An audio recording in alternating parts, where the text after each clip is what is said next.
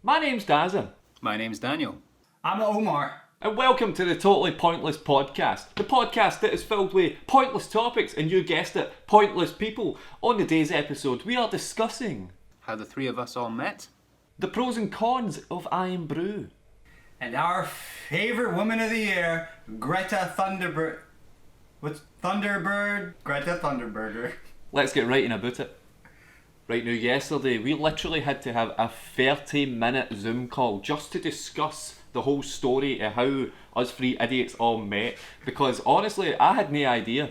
And I'm the social glue here. I bonded these two beautiful people together, and I didn't have a clue how we all met. Somebody needs to take the reins at the start of this story, because I don't have a clue, man. Okay, Cineworld, that's where we first met. And you were doing, Dazza, you were doing stuff with the BBC Social. You were doing Get Battered. And we had been discussing ideas for you to do on your own after Get Battered was over. Aye. And you came to me with the idea for Does It Fry. And I was just like, yeah, that sounds real good. You should do that. And that's where it all kind of kicked off, wasn't it? I think it was, I wasn't getting bored to get battered, but I was getting bored of collecting all the people for myself, like on my own page. So that's obviously, I'm pretty sure it was your suggestion to make a page. I'm pretty sure it was. I think it might have been. Because yeah. I kept, in the first couple of episodes, like Get Battered, when it came out, I was just replying to people on like my personal Facebook, and I was getting all these weirdos adding me, and people it was chaos. It wasn't fun. But then I think, so when I was speaking to you today, the ideas, I literally just said to you, I've got this idea, and you went, sounds good. But then I don't think we didn't have a proper conversation about Does It Fry at that point. It was just like, It was a while after that. Aye. Like, I think the first conversations you and I had was about the logos and stuff.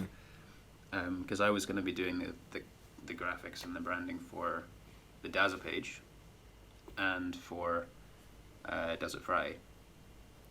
And I think it was a while after that you started coming to me with ideas, being like, should we put the logo on the kitchen and do all this stuff? And I was like, yeah. What you're going to need is, you're going to need a set. You're going to need a set up little corner of your room. We'll get some branding on the walls. You need a fryer. You actually need a proper fryer, not just a pot on a stove. And I just completely ignored you. I listened to none of that. You did. Yeah, the next thing I heard, I was like, get all these things in place. Don't start yet. Get all the stuff. You want it to look great first. And then the next thing, you'd sent me a pilot episode with, you guessed it, a big pot on a gas stove full of oil. Oh my god. Sometimes I watch that back just to teach myself about health and safety. Because honestly, when I've watched that back, there's a moment in it, I can't remember where it is, but the oil comes, I think it's when I dunk in the Big Mac, the oil goes woo, and it nearly goes right at it, man. Oh, it's terrifying, absolutely terrifying. But then, I think maybe if you kind of skip ahead a wee bit to when we were filming, Omar just kind of randomly slid into my DMs. I did. And was like, oh hello, I seen Does It Fry? Can I film it? I did. And then I just kind of went, aye, why no? But then it was my Spotted the potential. Aye, exactly. It was my pal that was filming it at the time, but then he wasn't proper into it. Omar was more into it, and he'd never filmed it. Yeah. Than what my pal was at that time. But aye, so then when Omar finally, after just annoying me for a good 3 days on Facebook, we finally filmed it, and it was a weird day because Omar didn't know who Daniel was. I had no idea who Daniel was. He didn't come into I think it was the third week, and I just saw this cute little Chinese guy coming into your apartment, and I was like, he must be one of Daz's friends that's just come and watched the show. And then he had his briefcase and everything. I was like, oh wow, he's dressed kind of funny, you know? And then it wasn't till I think 3 episodes after that, you were like, oh, Daniel does our graphics. I was like, oh, cool, awesome. So when were you going to tell me about this? And you were just like, oh, did I not tell you? I was like, no. And you're like, oh yeah, that's Daniel, he's part of it. I was like, sweet, cool. It's been a pattern from the very beginning. Dazza just not telling us stuff. Yeah? No, Thanks, he just assumes that we know. My catchphrase always is, oh wait, I forgot to tell you. Yeah, yeah, yep. Yeah. Yep. Oh, I forgot to tell you, It's kind we're of going away next infuriating week. feeling, but yeah. So then, Omar, before like, the kind of quick rough story, how did me and you meet? We met through. So I was doing stuff for the social before you, but I was doing like documentary style. So the way I kind of knew about you was because it seems like every year at the social, like someone new will come and they'll have something really good. So then the social are like, sweet, okay, we're gonna put out a lot of their stuff. So like with me, when I first came, I was doing all the docs, and because I was brand new, my stuff was going out like the entire year. And then I think the year after that, you came in, and then it was all of your Get Battered stuff. So I was like, yo man, this is pretty cool. This is fun, you know? And then it wasn't until the social had their Christmas get together at the end of every year, and I saw you, and I was like, oh, there's that fish and chips guy. And you from far away saw me, you were like, hey, and I was like, oh hey man, you're like, oh I love your videos. I was like, how do you know any of my videos? And I was like, I really like your videos. And then I think like a month or two later, the social sent me and you off to like go and interview people at like a Trump protest in Glasgow in George Square. That was the first time we ever did something together. And then I remember on Facebook, I saw that you uploaded like a trailer or just something that was like to do with Desert Fry, and I saw it was a Big Mac. I was like, I remember the day that you were gonna post it. I was like, I have to watch this. And as soon as I watched it, I think it was like 5 minutes after you posted it, I watched like 5 minutes of it, and I was like, I need to be part of this. And then I messaged you like 3 times, 3 times. And then the last time you were like, yeah, come to my place tomorrow, we're gonna film 3 episodes. And then I turned up and I was like, this is absolutely insane. And I really liked it because I was doing a lot of like corporate stuff and music videos, and I just wanted something that was different because I don't go clubbing and I don't really have many friends and I don't socialize much. So I was like, this could be cool. Like I can film something that's fun, but it has nothing to do with music videos or. So I thought I wouldn't have somebody annoying me about edits, but clearly I was wrong. But this is an exception. Hey. And then yeah, from there on, like it just became something every weekend we were filming, and I'm still not sick of it. So it's been fun. It's been cool. Aye, so on the 10th of October, 2020, that'll have been two solid years. That's insane. Yeah. I mean, it won't be 2 years since the 3 of us were properly working together, though. No. I don't know when that date is. Oh god, I know. We'd need to swipe back through that group chat that we've got. Yeah. My god, that I would can't take a while. remember. I can't remember when it was that I officially came on board, because Omar, like you were saying, when I came along that day, I feel like that was maybe the day that I wanted to be more involved. But it was because Dazza had originally asked me just to do the logo, like I said. Yeah.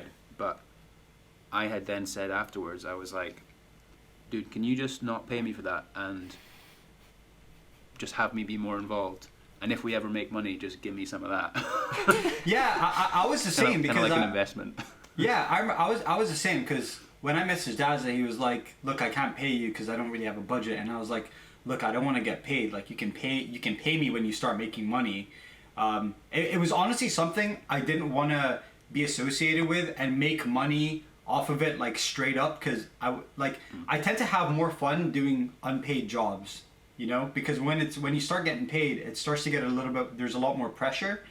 So I just wanted something where, you know, there was like no stress, no strings attached or anything, and yeah, I just like wanted to be part of something. And then, you know, I think when you start feeling like everything's coming together, when you start feeling like everyone's 100% invested, that's when you're like, okay, this could definitely be something. And that was one of those ones where I knew that the more we worked, the more popular we would get and the more things would happen. Because for me, and it's the same with you, Daniel, like we have to rely on people coming to us to get work and to get paid. Whereas with this, the more we do stuff, the more, you know, the more we succeed. And it's something where I think like I'm happy that we have full control over, you know. And I think that's maybe. Go. I was going to say before you go into another big spiel, I was going to say, and then last point for Daniel, because I want to ask him one question here, right? Because you said that you wanted to just kind of wait and hold off and just to see if it does well and then you get paid for it. Has the wait paid off yet? Oh, I would say so, 100%. I mean, if There we go, boom. if I was to weigh up how much you would have paid me for designing the logo versus how Does It Fry has gone so far, it's definitely paid off. But what I was away to say there, sorry, before we move on, what I was away to say there was I think maybe that's the main thing that ties the three of us all together, is that sort of, that vision of what we saw Does It Fry being, the potential we all saw in it. Obviously, Dazza, you founded it, I guess, quote unquote founded it. But for me and Omar, what brought us on board was that idea of this could be really good. So that's the kind of common theme. That's There we cute. go. That's cute. Conclusion. I like that. You need to conclude every topic now. You do know that because you've done it like I'll set like a up. poet. Right, no. We need to discuss this next topic because when Omar said to me, right, let's talk about this, I had to whittle my choices down for like 10 to about maybe 3, and I'm going to kick it off right now. Our next topic. This is your ideal topic. It really is. Isn't it? This is your ideal topic. It really is. I feel quite strongly about this one, Daniel. I really do. So I'm thinking, right, the pros and cons of Irn-Bru. There is a lot, right, and we're not going to go through all of them because we'll be here all day. We really will be here all day. But I'm going to say, right, no, it's a con for a lot of people, but I think it's a pro, right? See the sugar change. I'm not bothered by it. Neither am I. I'm not bothered Me neither, by it at all. So have you tried, right, the Irn-Bru Extra, the new Irn-Bru Extra that's been chilled in the fridge for a while? Yeah. It tastes like the exact same as Irn-Bru. Yeah. I think I'm not bothered by the sugar tax either. I mean, I wasn't a big Irn-Bru drinker beforehand, but honestly, when it changed, I didn't really feel much of a difference. I was like, still Irn-Bru. I think I did notice the change though. Like, see if you gave me two cans, like one of the original, one of the new, and they were both cold. I think I done a blind taste test on the social, and I couldn't find like I thought the original, no, I thought the new one was better, but you can taste the difference. It's like a slight kind of sweet difference in it. It's weird. Did you not think it was the other way around when you did that blind taste test? Aye, so I thought that the new one was the old one and the old one was the new one. You're so silly. There you go. Laying down these controversial opinions.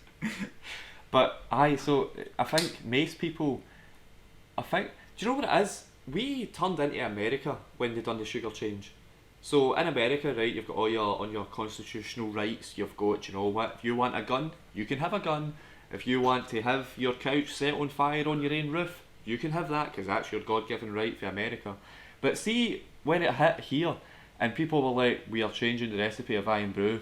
My God, everybody turned into an American who thought they deserved everything. I remember How dare that. you take away our sugar? How dare you change that recipe? When it's a business, they can do what they want. Yeah. It's like just drink another can. It'll be the same. The thing which confuses me, this is what I've noted down, is comparing this with Coca-Cola. So when the sugar tax came in, businesses are basically faced with two options: change the recipe or up the price. And I feel like either way people would have flipped out. If Irn-Bru was like, alright, the price of regular Irn-Bru, we're going to shoot that up by 15% or whatever, people would be like, oh my God, we want our Irn-Bru for £1, come on, this is outrageous. So either way, I don't think they would have had the best answer, because like, people still drink Coke even though it's more expensive. People are a little bit annoyed that it's more expensive, but either way, I don't think Irn-Bru would have made a Did you choice see? that would have been Did you see that satisfied people. before the sugar tax change, that around the whole world, the most drink like soft drink was Coke, like basically everywhere, and then literally just in Scotland, the most drinked soft drink was Irn-Bru. But now it's shifted. It's slowly starting to shift the other way now because people are so raging about a sugar tax. So what are they all drinking? Coke? Coke, and then like other things like Pepsi. Wow. It's honestly bonkers. It's just It just shows how patriotic Scottish people are to their soft drinks. So this is something strange. This is something else that I was thinking about. and this is actually kind of relevant when we're comparing it to Coke and what the most popular soft drinks are. Do you not think it's weird that actually both Coke and Irn-Bru are drinks that do not have like a recognizable flavor origin? Like they're their own flavor. So wait, sorry, I wasn't listening. Did you say that about Irn-Bru? Yeah, Irn-Bru is its own flavor. What are you talking about? Irn-Bru? What are you talking about? Irn-Bru has like one of the most distinctive flavors I've ever tasted in my entire life. But what is the flavor? That's not what I'm saying. I will tell you right now. I will tell you right now. Go on. I'm very shocked and upset at this actually. Irn-Bru has one of the most orangey, sharp, fizzy flavor. That's not a flavour. That's I just said orange. What is orange then? But it's just a tasty orange. Actually, orange is a color. No, but it's a taste. my point. It tastes like citrusy orangey. It's No, like it orange doesn't. juice, but No, it doesn't. It tastes like Irony. Irn-Bru. That's the only thing you can explain. it tastes like iron. You know sometimes when like you taste blood in your mouth and you're like, oh, that's like an irony taste. So Irn-Bru tastes a bit like blood. Shut You're up. ridiculous. It But doesn't. the point I was trying to make. Aye, right. Oh, Daniel, was- go for it. Yeah, was that why are two of them like Coca-Cola the most popular drink kind of globally, and Irn-Bru what I guess used to be the most popular drink in Scotland? Why are they the most popular when they don't have a flavor? Well, they don't have like Fanta's orange flavored. Maybe that's the Mountain point. Dew is like lemon and lime. Sprite is lemon and lime. Like they have a flavor origin that people will recognize and like. Why are Coke and Irn-Bru so successful when nobody knows what they taste of? I can tell you why Coca-Cola became very successful, because apparently back in the day they used to put a bit of cocaine in Coca-Cola, so people used to get addicted to it, and then from there on it just ended up becoming that one big brand that just grew and grew and grew. I think with Irn-Bru you just have like, Scottish people are very patriotic, so they like to support anything that's made in Scotland, which is Irn-Bru. And I mean dude, go to America, no one's gonna know what Irn-Bru is, but in Scotland everyone. Every time I've been to America, there's always been a bottle of imported Irn-Bru somewhere. Like every trip I've done, I've went to America. There's always, it's weird. Like, Would that not be because of because in Oman, they also have Irn-Bru, but the only people drinking that were the Scottish people that Scottish were working people there. visiting. Yeah, like my mother, like we used to buy Irn-Bru because she's from here, but no Arabic person knew what Irn-Bru was until we showed it to them. I think if we take it back to like the sugar tax thing there, so like when the cans were just about to all kind of disappear, Scoffable sent me about four full sugar cans out so that I could have some, because they bought hundreds of them so we could do it for giveaways when it was going to fizz away, and I've still got one of them in my fridge, and it's been there for about a year now. Like I moved it, so see when I moved flat, I moved it from the old flat to the new fridge, and it's currently out of date, but I feel like it still might be alright. I feel like I'm going to wait like another year and then open it, Yeah. and just see. And I'll drink it. Hopefully no die, but I'll see what it tastes like. But I think my question, right, that I'm throwing out to you and the people watching, by the way, leave it in the comments. The question I'm throwing out to you is, if you could bring back the original, but only for a week, right? Or you keep the new and it stays at a low price, or you bring it back for a week and it costs like £3 for a can. Would you bring back the original just to savour that taste for a week? Or No, would you leave the original? I just leave it. I honestly taste no difference. I don't care enough about it. Yeah, it still gives me heartburn. Whether I drink the new one or the old one, I get major heartburn at like 2 a.m, usually. So Omar, that's the question. Is that Irn-Bru exclusive, or do you just get heartburn from most fizzy drinks? It's mostly Irn-Bru actually, because I don't really drink a lot of fizzy drinks. I only drink Irn-Bru if I have fish and chips, because I personally feel like Irn-Bru tastes amazing with fish and chips. You have the saltiness and the greasiness from the fish and chips, so then you need something that's a bit more sparkly and sweet. And I mean, dude, fish and chips, very Scottish, right? Then you have Irn-Bru, British. And then you have Irn-Bru, which is very Scottish. Mix those two together, it's like I can see the Scottish flag on that meal, you know. So that's when I drink Irn-Bru, and then I wake up. I know what you mean. I wake up 2 in the. It just complements the meal very, very. I haven't drank Irn-Bru with anything else that's tasted as good as it does with fish and chips. But then I wake up 2 in the morning. The other day, this happened. Woke up at 2 in the morning, major heartburn. I think it's just because my meals are always at nighttime, so I end up drinking the soft drink at like 6 o'clock at night, and I go to sleep at 9. You know, so it's it's like the worst thing to do. And then I wake up at 2 and I'm like, oh god, I feel like I'm gonna vomit. So I have to sit there like on my phone for like an hour, sitting up so I don't throw up, and I just fall asleep again. That sucks. But it's so worth it. Right, I'm gonna throw this last question out, right, and then I'm curious, right. So anybody that's watching or listening, leave a comment wherever the hell you're watching or listening, and I want you to answer as well. Right, now agree with the sentence or disagree. Right, Irn-Bru tastes better cold than at room temperature. Agree. But here's the throwback to that, right? It does, but if you're drinking Irn-Bru extra and you've took it out the fridge for maybe 10 minutes, it tastes better. Nah, cold.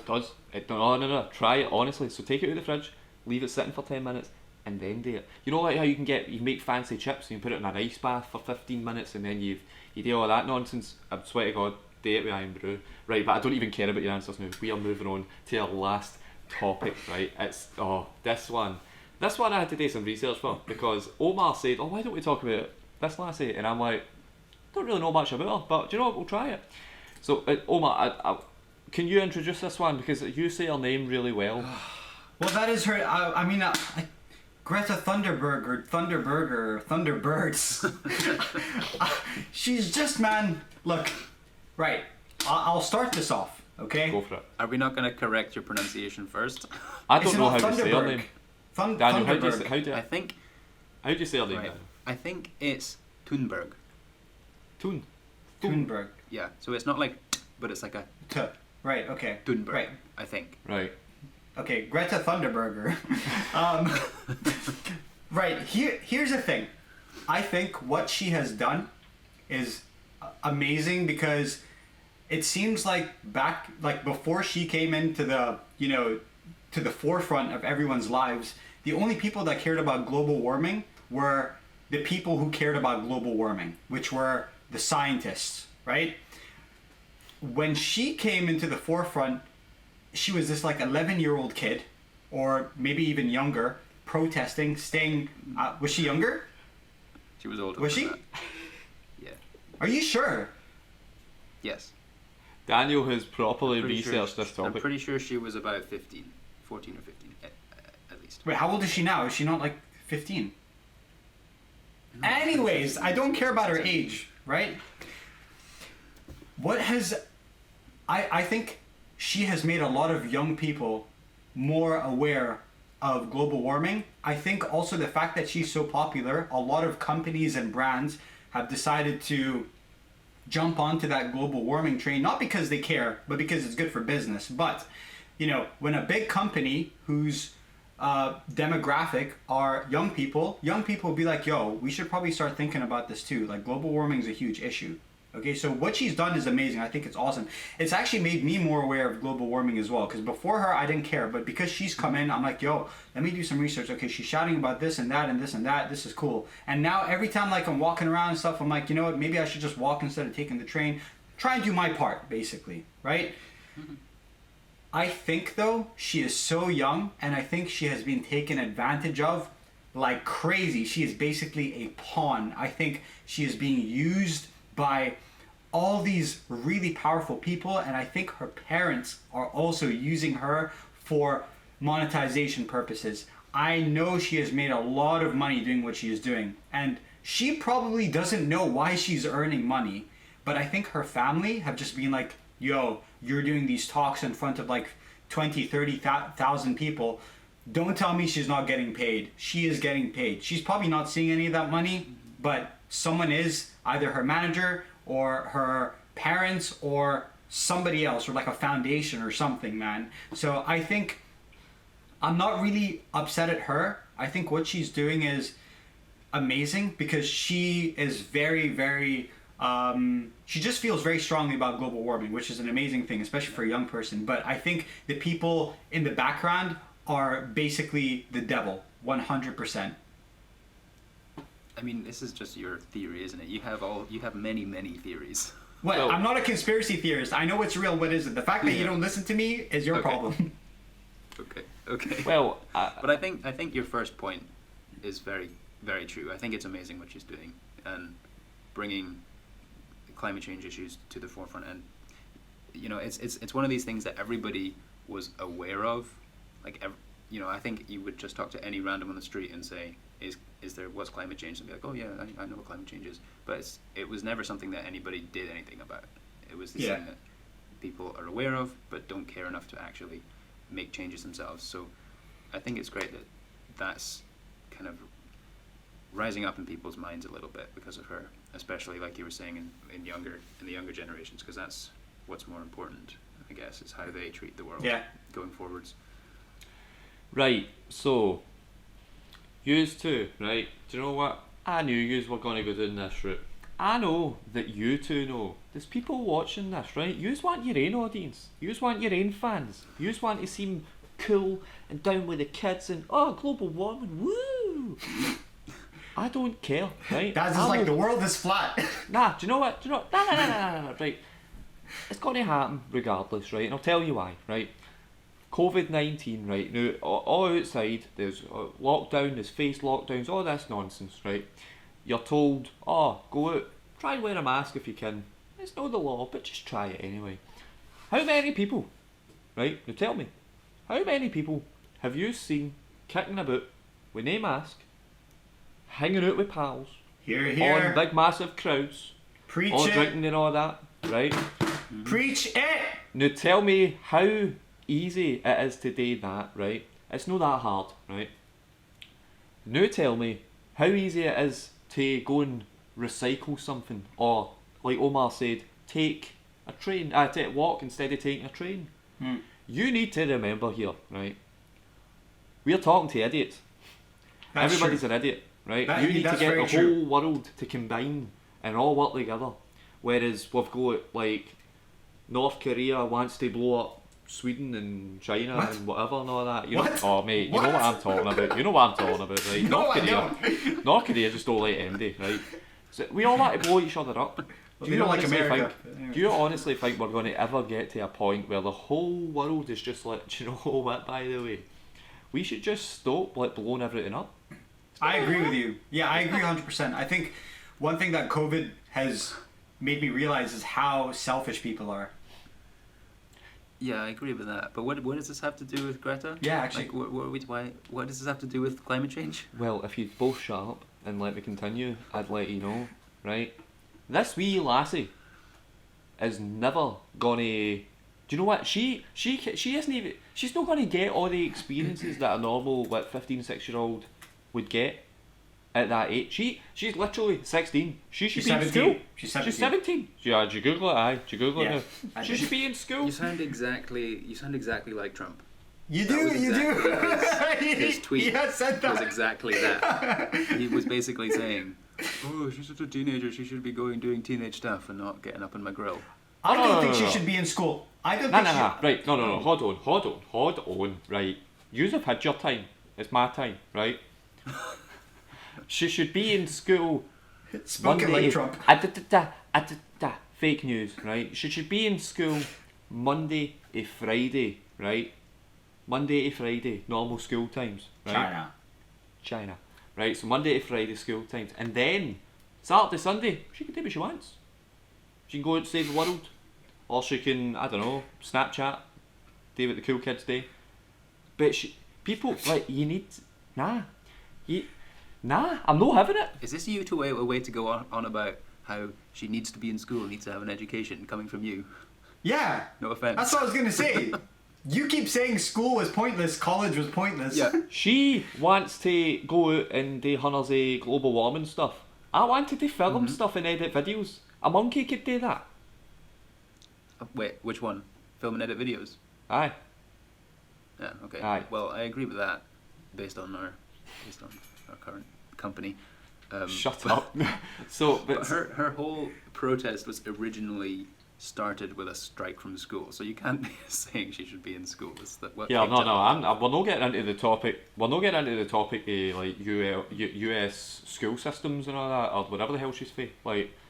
No, we're not talking about that. Right, what we are talking about, right, is the fact that she should still go to school. She just doesn't do it.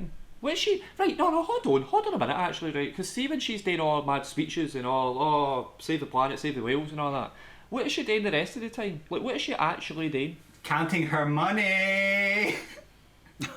He's got a point. Like, tell me, what is she doing? Sailing probably from one country to another to avoid. Yeah. Exactly. Flight. Do you honestly think she's never been on a plane before? No, she definitely has. 100%, man. She's got a private plane with a Yeah. private pilot, with a private butler. I bet I you think she does. some organization is flying her out privately, man. What, like, honestly, dude, the media is full of fake stuff, and it's all. Did you see the conspiracy theory that she started COVID so that the pollution would be done? You know something? It's absurd. Is it though? I kind of believe Yes. this. I kind of believed this for 2 weeks until I heard that she might have it. Then I was like, okay, maybe not. But it does make a little sense, doesn't it? She could be working with China. What, a little 16, 17-year-old girl Yeah? comes up She's with got a like huge some super virus. bro. It doesn't matter about how old she is. It's what her impact can do for the world. And clearly, everyone's at home. Pollution is down. Dude, she's done her job. Oh, Not Jesus. via COVID-19. Johnny. She's done her job in other ways. Right, do you know what? We're going to leave it there. We're going to leave it with one last question, right? Do you think Greta Thunberg has started COVID-19? Do you think she started it, or do you think she didn't start it? Let us know down in the comments below, whatever the hell you're watching or listening, right? This has been the totally pointless podcast, or whatever the hell we're calling it. I can't remember now. God knows. It's been half an hour, but it's been a long half hour. What do you want to see us or listen to us talk about next? How's about you let us know by, I don't know, comment below. Let us know. Or send us a message. Cheers for that. It's entirely up to you. Couldn't care either way. Everybody say goodbye. Bye-bye. Peace in the Omar. Middle East. Omar, I thought you were just going to do that and then realise that it's a listening podcast as well. Just for anybody that couldn't see it, Omar waved. So there you go. Right. Bon voyage. I'll see you all later.